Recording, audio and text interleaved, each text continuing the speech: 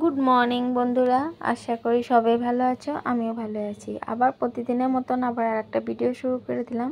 যেহেতু আজকের ভিডিওটা হচ্ছে আমি সকালবেলা কি কাজ বাজ করি সেগুলাই তোমাদের কাছে শেয়ার করব। তাই যে সকালবেলা ঘুমের থেকে উঠে সমস্ত কাজ বলতে এই যে আজকে আগে বিছনাটায় গুছিয়ে এনেছিলাম। যেহেতু গতকালকে ওরা রাত্রেবেলা এখানটা টিভি দেখছিল, বিছনার চাদর সব কুড়ায় ছিল। তা ভাবছি সেগুলো আগে উঠে এনে সুন্দরভাবে গুছিয়ে এনে, যেহেতু আজকে বৃহস্পতিবার আর সকালবেলার কাজগুলো একটু বেশি থাকে। এমনি তো রাত্রেবেলা সমস্ত কাজ বাজ করে রেখি, তাও সত্ত্বেও সকালবেলার কাজগুলো আরও বেশি বেড়ে যায়। তারপরে এই যে বিছনাগুলো উঠে সুন্দরভাবে ঝাড়া দিয়ে, আজকাল চাদরটা চেঞ্জ করিনি, এমনি ঝাড়া দিয়ে পেরে দিলাম। আর এদিক দিয়ে বালিশের কভার সভারগুলো সব সুন্দর করে রেখে দিলাম। যেহেতু ওরা রাত্রেবেলা বললাম না টিভি দেখছিল, আর বিছনার চাদরের অবস্থা মানে ঠিক ছিল না। আর যেহেতু ছেলে মানুষ টিভি দেখলে তো জানেনি বিছনার অবস্থা কীরকম থাকে। তার জন্য এই যে বিছনার চাদরগুলো সুন্দরভাবে মানে গুছিয়ে নিলাম। আর এদিক দিয়ে বিছনার চাদর মানে বিছনাটা ঝাড়ার পরে একটু ধুলো পড়ে, তার জন্য এই যে আবার ড্রেসিং টেবিলের এগুলো একটু ছাপা করে নিলাম। আর সকালবেলায় উঠে আগে বাসি কাজ বলতে মানে যে বাসি নাইটিটা চেঞ্জ করে আমি আগে ফুলগুলো উঠিয়ে নিয়েছিলাম। উঠিয়ে নিয়ে তারপরে আমি মানে সমস্ত কাজগুলো করছিলাম। আর ওরা তো ওখানে শুয়ে আছে, এখন পর্যন্ত উঠে নাই। ওরা উঠতে আমার সমস্ত কাজ আধা আধি হয়ে যায়গা। আর যেহেতু এখন ছেলের স্কুল বন্ধ, তোমাদের খালি দাদার ডিউটি আছে। আর ছেলের স্কুল বন্ধ কিন্তু টিউশন আছে, 9টার দিকে টিউশন আছে, সে চলে যাবে 9টার দিকে। তার আগেই মামার সম্পূর্ণ কাজ কমপ্লিট করতে হবে। আর উঠেছিও অনেকটা সকালবেলা, যেহেতু আজকে বৃহস্পতিবার অনেকটাই কাজ আছে। ঠাকুরের বাসন শাসন সমস্তটা মাজতে হয়। তোমরা যারা বৃহস্পতিবারে পূজা দাও অবশ্যই জানো। তারপরে এই যে সকালবেলা উঠে আগে সমস্তটা মানে ঠাকুরের বাসন শাসন সব নামানোই ছিল তলে, সেগুলো বার করে ধুয়ে আসলাম বাইরে। আর এখন এখানটায় ছাপা করে সুন্দরভাবে গুছিয়ে নিব। তো বাসি কাজ করতে এই যে এগুলাই করা হয়ে গেল। করা হওয়ার পরে এখন ঘরটারে ঝাড়ু দিয়ে নিচ্ছিলাম।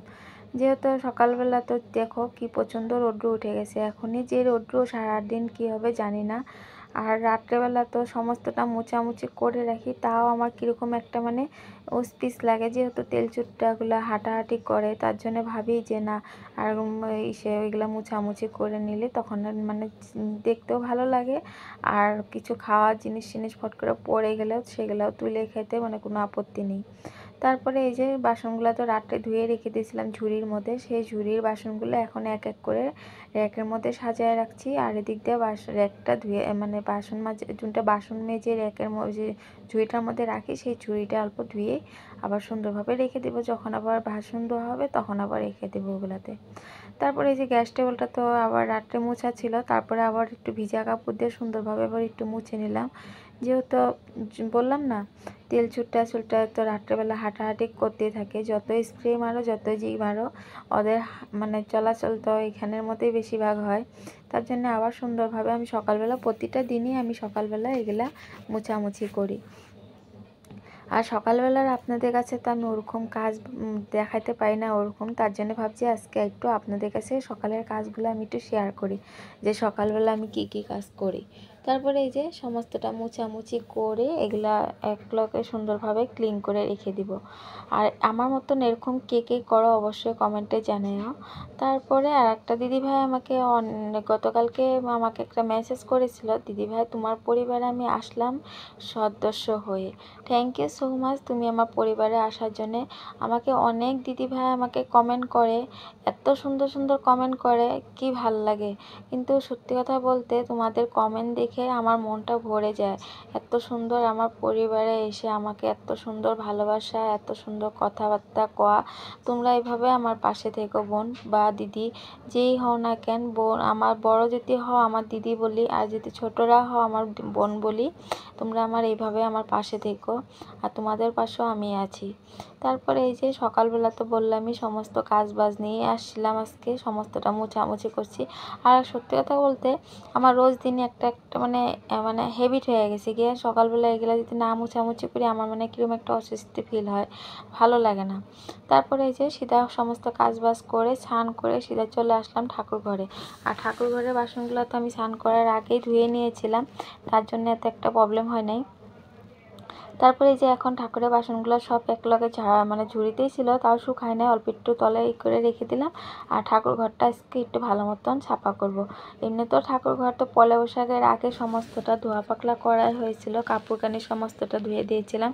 তা সত্ত্বেও যে বৃহস্পতিবারে কাপড়টা একটু চেঞ্জ করে নিলাম।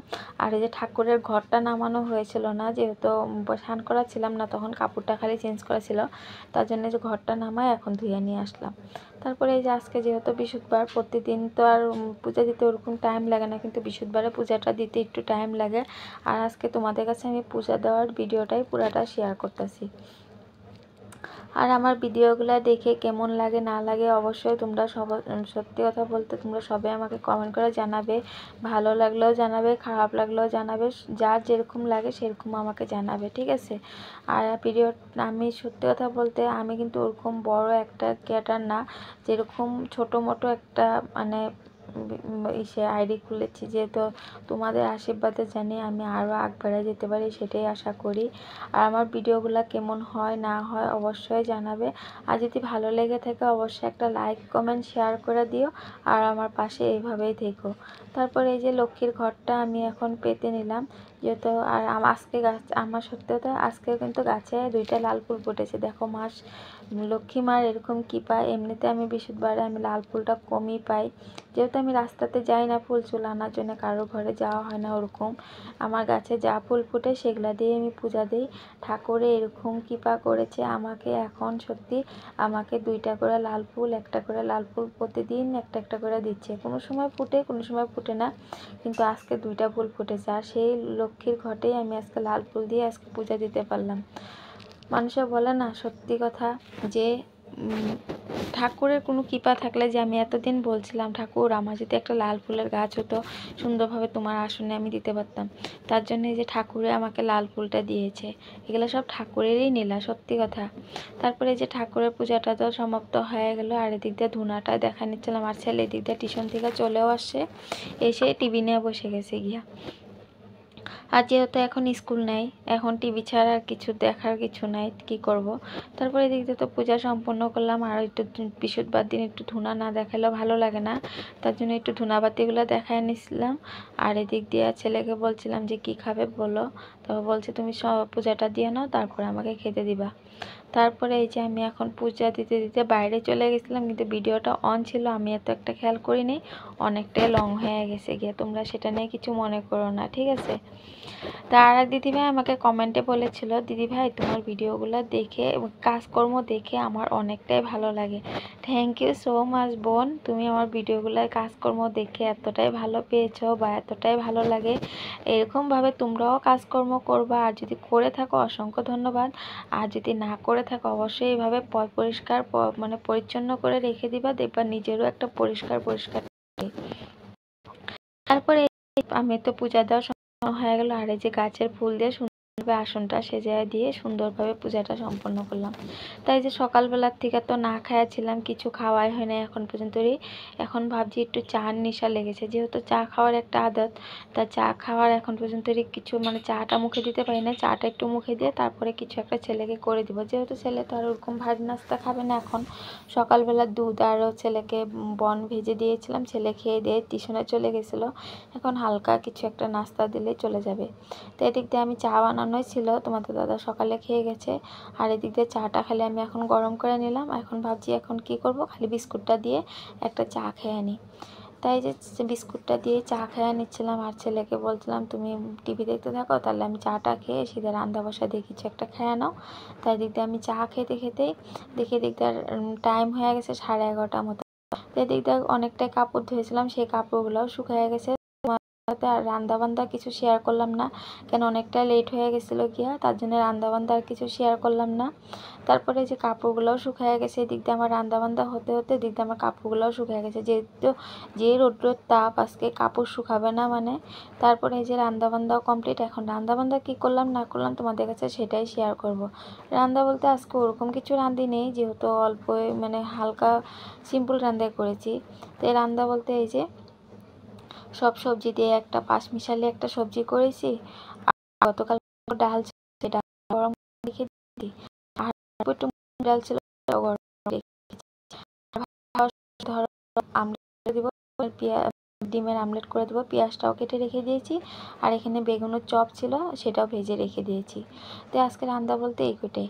তা দুপুর থেকে এই যে খাওয়া দাওয়া করে এখন বসেছিলাম, শুয়েছিলাম। তা দুপুরবেলার থেকে আর কিছু তোমাদের কাছে শেয়ার করি নাই। তারপরে যে সন্ধ্যার সময় সন্ধ্যাবাতি দিতে লেগে চলে আসলাম।